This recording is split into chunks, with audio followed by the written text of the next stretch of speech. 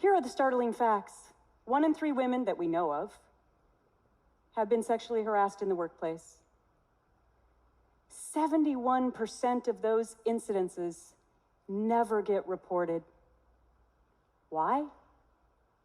Because when women come forward, they're still called liars and troublemakers and demeaned and trashed and demoted and blacklisted and fired. Reporting sexual harassment can be, in many cases, career-ending. Of all the women that reached out to me, almost none are still today working in their chosen profession, and that is outrageous. That was Gretchen Carlson, author of Getting Real, an autobiography about her life in Minnesota, her violin career, Miss America, which she did win in 1989, and her television career at Fox News, where she co-hosted Fox and Friends and The Real Story with Gretchen Carlson. She is also the author of Be Fierce, Stop Harassment and Take Your Power Back. This book discusses the sexual harassment she experienced at the hands of her own boss, Roger Ailes, but with the NDA she signed, she was unable to talk about much. Carlson has since co-founded an organization called Lift Our Voices to help survivors who are bound to the silencing that comes with signing an NDA.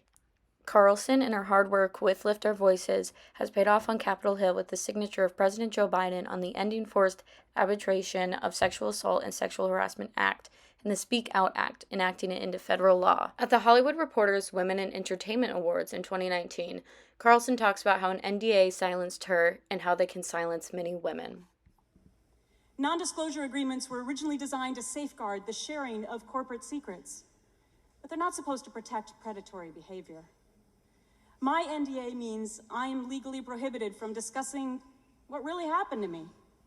It means I can't consult with filmmakers, writers, journalists, or anyone else telling my story, whether it's about the depiction of me, my family, or just the events themselves. That silence can feel suffocating. Bombshell is a docudrama based on the real scandal that occurred at Fox News surrounding Roger Ailes and his sexual harassment accusations that ultimately got him fired and replaced by Rupert Murdoch. Charlize Theron plays Megyn Kelly, another anchor at Fox News who spoke out about the harassment she experienced from Ailes. Nicole Kidman plays Gretchen Carlson, the first woman at Fox News to come forward and sue Ailes. Margot Robbie plays Kayla, a new hire at Fox News.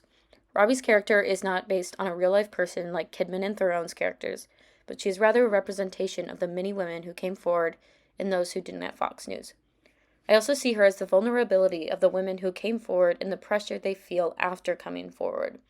We can see this pressure in the scene from a movie where Robbie's character and Kate McKinnon's character, another female staffer at Fox News, discuss what happened to Kayla. I did it. I did it. I gave in to him. Kayla,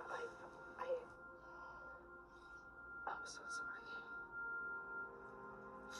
He kept talking. He just kept talking. He kept saying,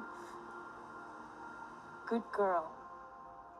That's a good girl. Be a good soldier. Earn your place." He didn't even unbuckle. He couldn't get.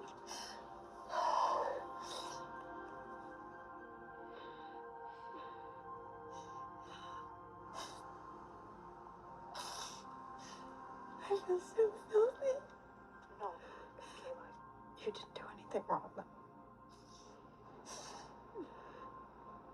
I'm sorry. I chose not to include the full scene between Kayla and Ailes because of its triggering content and language, but Kayla experiences unwanted sexual advances from Ailes in his office where no one else has any idea about what's going on inside. Who is Megyn Kelly, and what role does she play? Megyn Kelly is played by Charlize Theron, an Academy Award winner, and what I believe is a great, almost perfect portrayal of Megyn Kelly, looks and acting.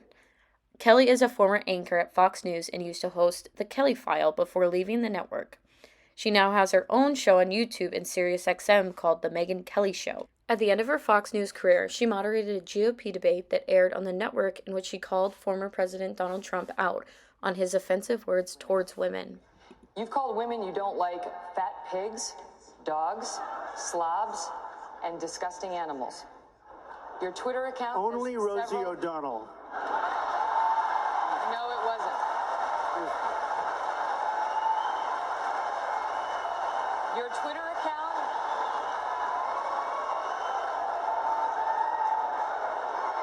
Thank you.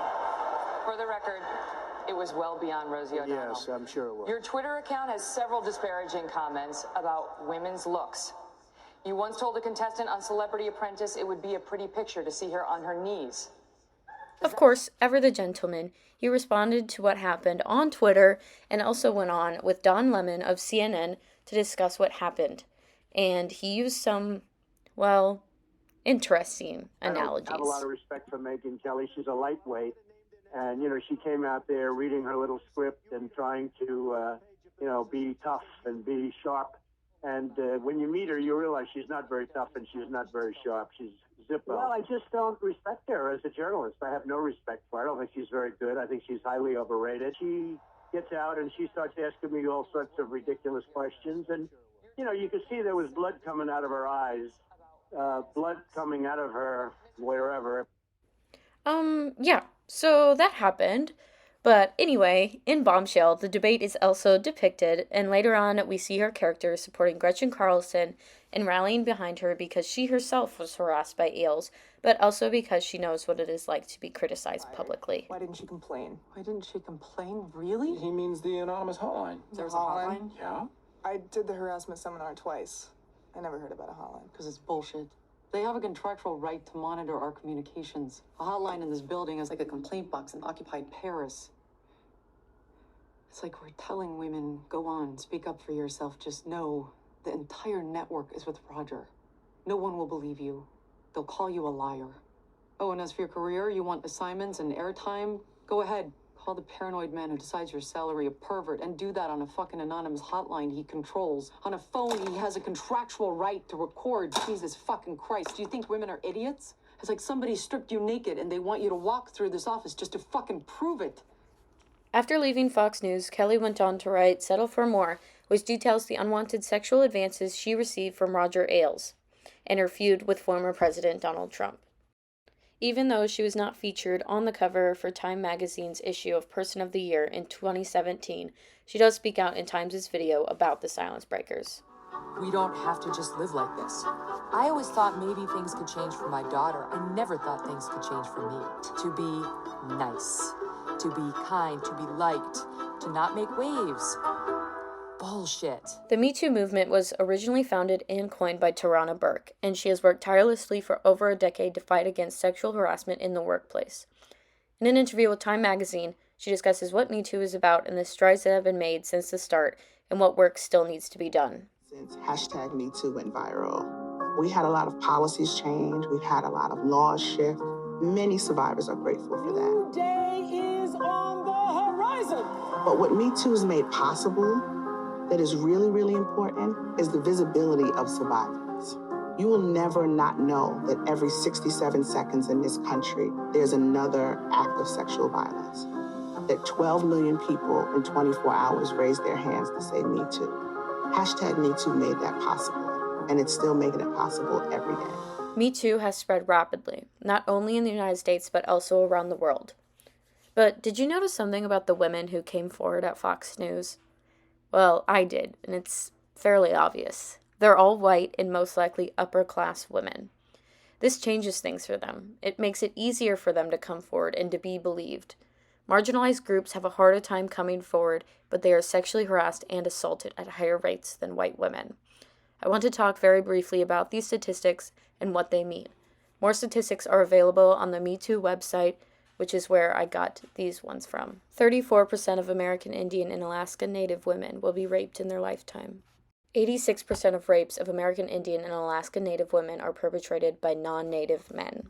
Indigenous women are 3 times more likely to experience sexual assault than any other ethnic group in the U.S. 6 in 10 migrant women and girls experience sexual violence.